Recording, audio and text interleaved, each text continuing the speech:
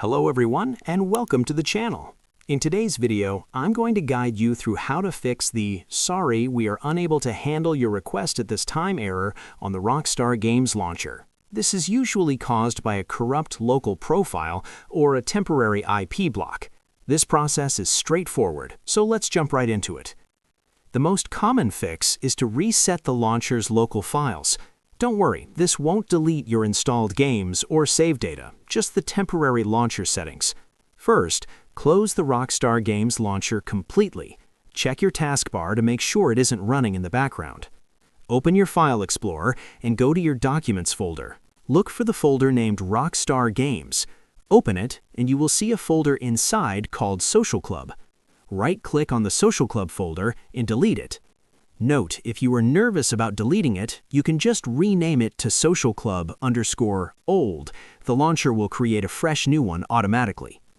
Try relaunching the Rockstar Games launcher. It will ask you to sign in again, and often this clears the error immediately. If deleting the folder didn't work, your computer might be holding on to a bad connection route to the servers. Go to your Windows search bar and type CMD.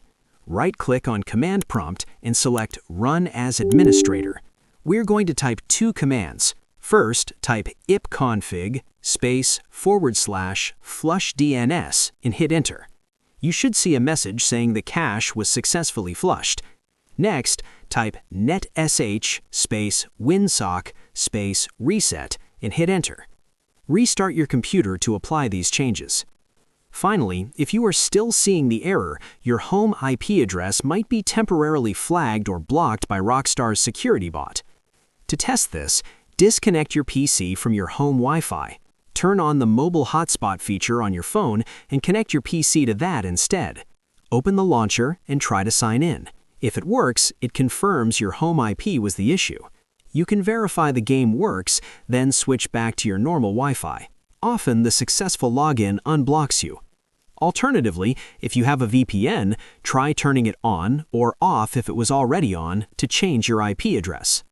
And that's it. You now know how to bypass this annoying launcher error and get back into GTA or Red Dead.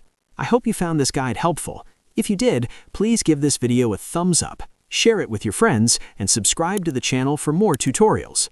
Thanks for watching, and take care.